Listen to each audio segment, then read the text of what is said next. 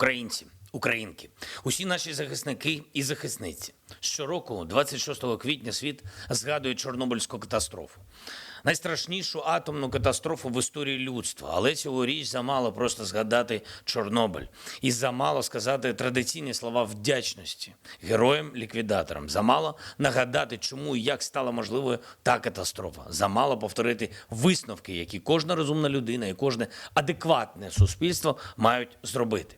Бо цього року Росія створила нові загрози, які могли би перевершити навіть ту найстрашнішу аварію. Я пригадую ніч 4 березня, коли стало відомо про пожежу на Запорізькій атомній електростанції, коли російські танки обстрілювали станцію. Вони точно знали, по якому об'єкту ведуть вогонь. Але у них був наказ за будь-яку ціну захопити об'єкт.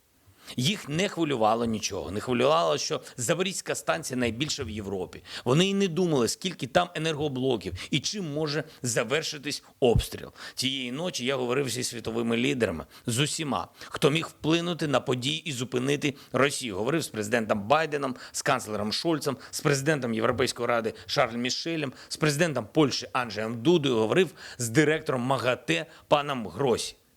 Якби світ не прокинувся тієї ночі, ми б сьогодні вже не згадували про Чорнобиль, бо всі думки були про те, що Росія наробила на Запорізькій АЕС. Це навіть дивує, як швидко і повністю Росія, ціла держава може забути про найстрашнішу катастрофу, яку пережили і її люди також.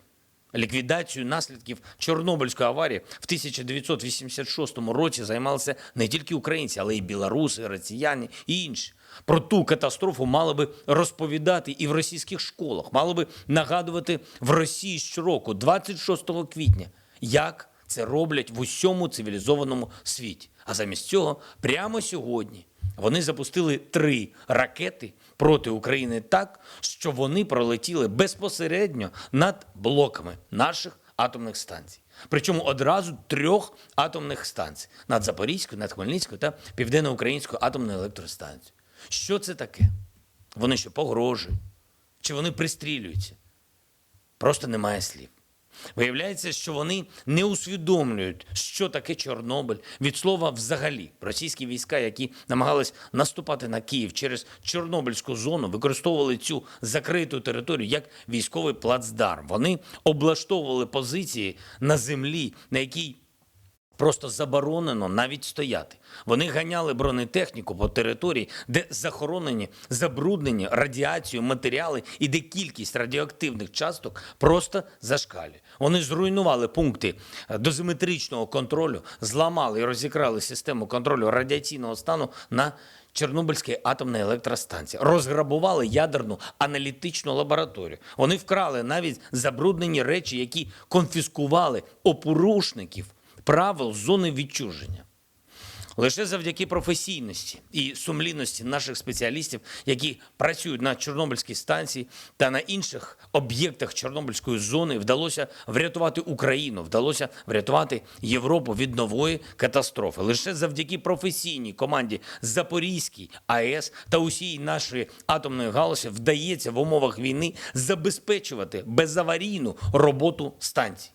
Сьогодні у Києві з візитом перебував директор МАГАТЕ пан Гросі. Обговорили з ним всі небезпеки, створені Росією, та шляхи можливого впливу на ситуацію, щоб убезпечити Європу і світ від абсолютно безвідповідальних дій Російської Федерації. Також нагородив сьогодні наших героїв, працівників зміни на Чорнобильській станції, які не залишили об'єкт, які підтримували роботу ЧАЕС попри загрозу своєму життю і попри нерозуміння окупантами навіть елементарних основ радіаційної безпеки. Я вважаю, що після усього, що російські військові зробили в Чорнобильській зоні та на Запорізькій АЕС, ніхто в світі не може почуватися безпечно, знаючи, яка кількість атомних об'єктів, ядерної зброї та відповідних технологій є у Російської держави.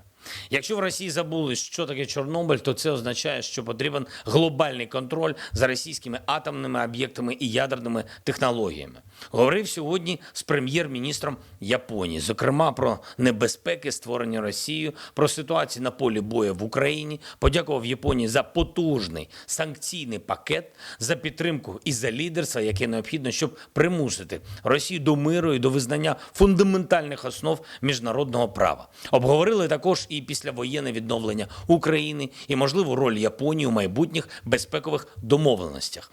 З візитом у Києві побував прем'єр-міністр Румунії, подякував за оборону і політичну підтримку. Обговорили з ним не тільки двосторонню взаємодію між нашими державами і спільну роботу заради захисту свободи в Європі, але й взаємодію на рівні Євросоюзу. Розглядаємо однаково з Румунією як перспективи, так і загрози для європейської єдності, зокрема в Чорноморському регіоні. Домовились працювати разом ще більш наполегливо, щоб гарантувати безпеку в нашому регіоні. Сьогодні в Німеччині відбулася важлива зустріч на рівні міністрів оборони держав-партнерів України. Ключове питання – посилення захисту всієї Європи від агресивних амбіцій Росії. У вільному світі вже майже не залишилось тих, хто не розумів би, що війна Росії проти України – це лише початок.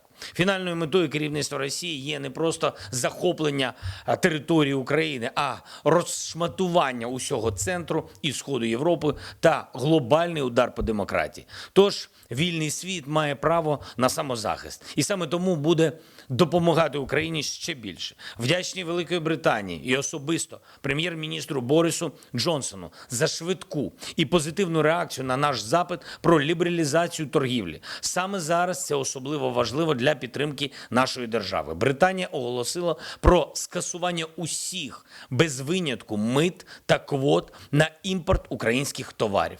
Це дозволить нам зберегти тисячі робочих місць в умовах війни і забезпечити суттєву активізацію економічних відносин з Британією. Очікуємо аналогічних рішень від інших партнерів. Хочу підкреслити, що це важливо не тільки для нашої країни, не тільки для кожної з країн-партнерів. Це додає стабільності глобальним ринкам, особливо ринку продовольства, який через війну Росії проти України знаходиться за крок від масштабної цінової кризи. Можемо уникнути кризи тільки одним шляхом – посилювати співпрацю і тиснути на Росію, щоб вона відмовилась від цієї війни. Сьогодні російські війська продовжили ракетні удари по нашій землі, зокрема в Одеській області. Продовжили атакувати наші війська під Харковом, на Донбасі. Намагаються зобразити в Херсоні та в частині Запорізької області нібито нову владу. Міняють прапори, демонструють якихось там самогубців в ролі колаборантів. А що це дає Росії? Тільки нові втрати. Буде новий санкційний пакет від Євросоюзу, буде ще більше обмежень для торгівлі, неминуче буде відмова абсолютної більшості країн світу від російської нафти та інших російських енергоносіїв. Жодній адекватній країні не захочеться запрошувати до співпраці Росатом. Більшості росіян доведеться заплатити бідністю за агресивну політику керівництва їх держави. І кожного, я підкреслюю це, кожного воєнного злочинця і колаборанта ми встановимо, знайдемо і притягнемо обов'язково до відповідальності. Чим довше і жорстокіше буде ця війна, тим більше ресурсів буде витрачено не тільки нами, але й світом на встановлення справедливості і покарання всіх винних. Настане час, коли і Росії доведеться визнати, що мир потрібен. Відвідав сьогодні в лікарні Охмаддит Іллю Матвієнка та Кіру Обедінську. Кірі 12 років, а Іллі якраз сьогодні виповнилось 10 років. Вони жили в Маріуполі, поки не прийшла російська армія. Мама Іллі загинула під час бомбардування міста. Батько Кіри – відомий спортсмен, екс-капітан збірної України з водного пола Євген Обедінський був убитий снайпером. Окупанти вивезли дітей з міста, фактично вкрали, і знадобилось дуже багато зусиль, щоб повернути їх. Я вдячний усім, хто долучився до цієї справи. Особливо вдячний Ірині Верещук та Андрію Єрмаку, які координували це завдання усій нашій команді. Дякую. Зараз Ілля з бабусею, Кіра з дідусем, єдиними рідними людьми, які у них залишилась. Допоможемо їм усім, чим потрібно, допоможемо підняти дітей. І ми обов'язково зробимо все, щоб повернути усіх наших українських діточок в Україну. Хай в Росії ніхто не сподівається, що Україна забуде чи пробачить викрадення наших дітей, депортацію наших громадян і знищення Маріуполю. Також подякував лікарям Ахмадіту за їхню працю, за те, що вони за будь-яких обставин рятують життя і стараються відновити у дітей відчуття миру. Дуже дякую вам, шановні наші лікарі. Перед записом вечірнього звернення вже традиційно підписав указ про нагородження наших героїв. Державними нагородами відзначено 243 військовослужбовця Збройних сил України. Вічна вдячність усім нашим захисникам і нашим захисницям. Вічна пам'ять кожному, хто віддав життя за Україну. Слава Україні!